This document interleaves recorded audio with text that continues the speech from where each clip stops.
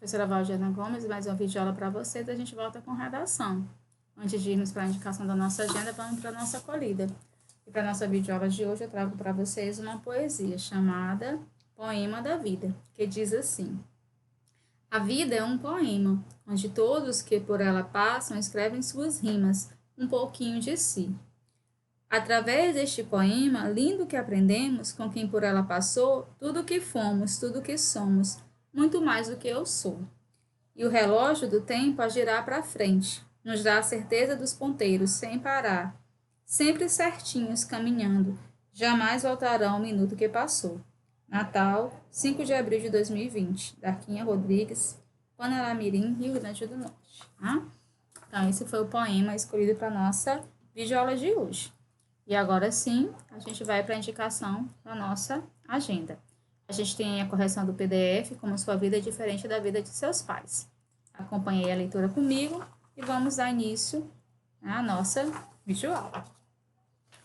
Ana Maria Diniz, 2 de agosto de 2018, 12 horas e 12 minutos.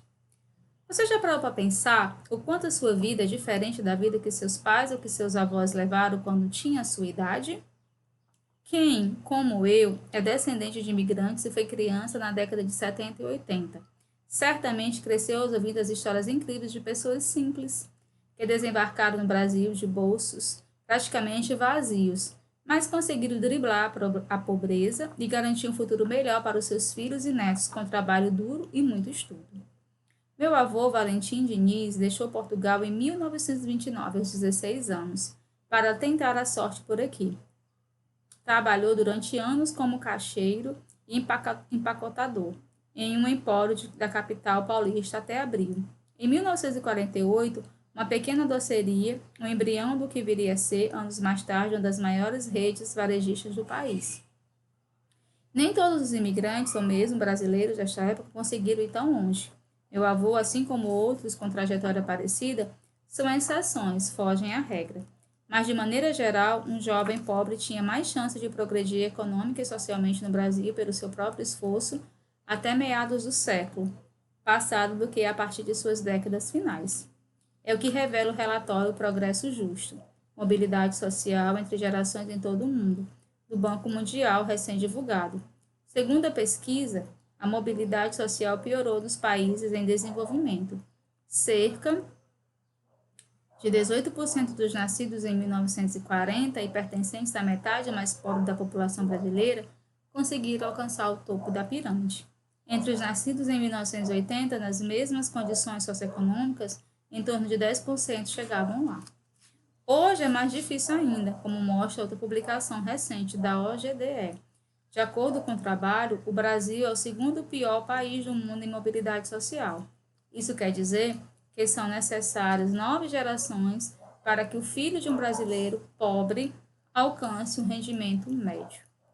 Ou que apenas 7% dos nascidos entre os menos abastados terão a chance, ainda que remota, de um dia figurar entre os 20% mais ricos.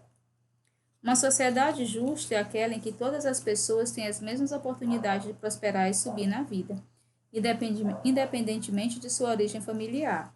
E a educação é, sabidamente, o principal meio para que essa ascensão se concretize. Quanto maior a diferença positiva entre a ocupação e a renda dos pais e a dos filhos, maior a igualdade de oportunidade de determinada sociedade.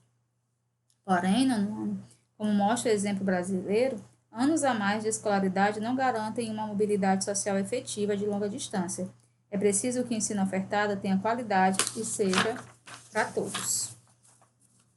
Graças à intensa expansão da oferta e do acesso educacional, 69% dos filhos das duas últimas gerações têm nível de instruções superiores aos dos pais no Brasil. Segundo o IBGE, destes, 50% ganham mais do que os pais, mas só um pouco mais, e é a chamada mobilidade social de curta distância, que se concentra nos estratos mais baixos da população.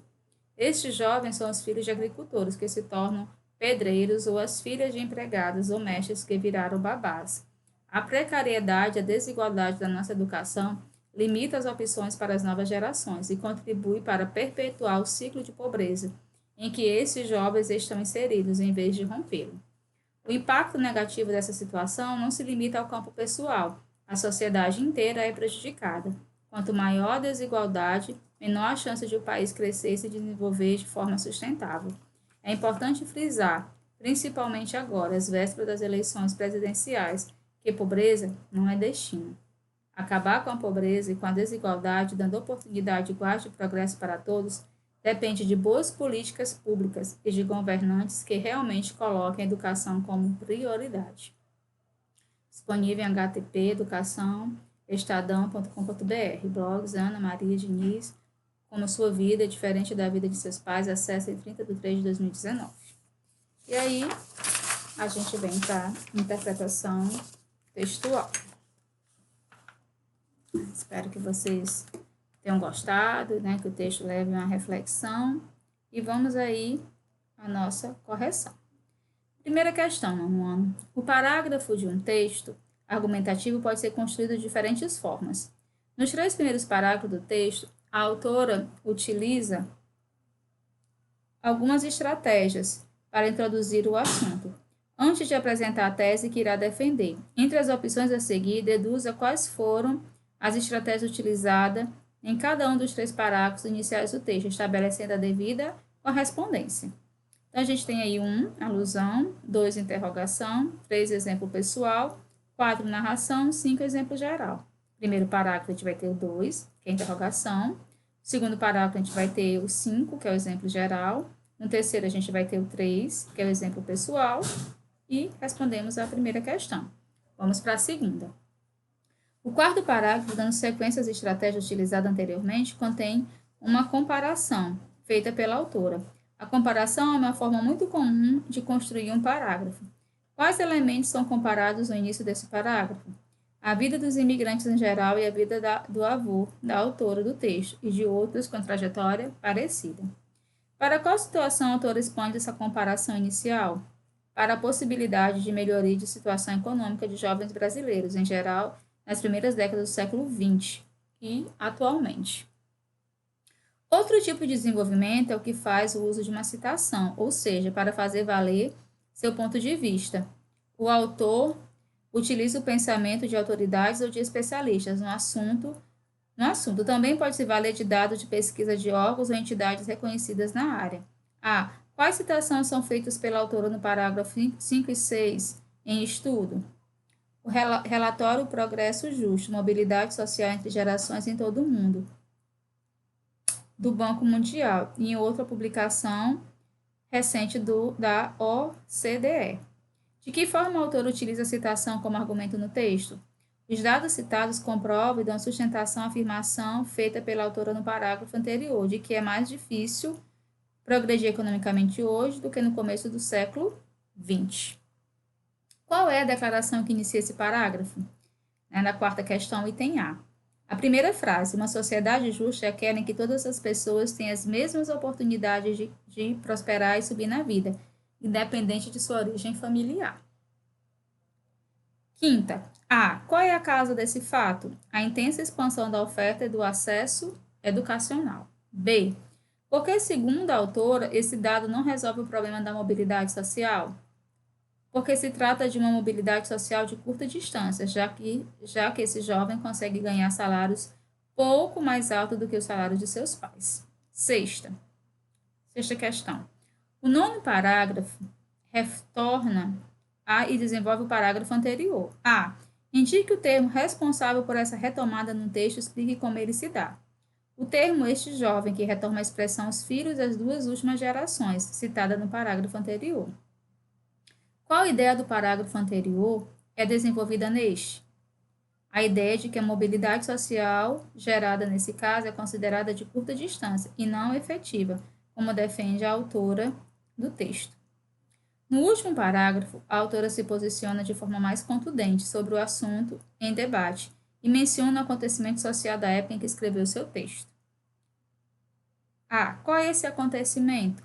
Indique a palavra responsável por explicitar que o texto foi escrito na mesma época desse acontecimento, as eleições presidenciais. A palavra agora confirma que o texto foi escrito na mesma época. Qual é o ponto de vista da autora sobre a situação analisada no texto.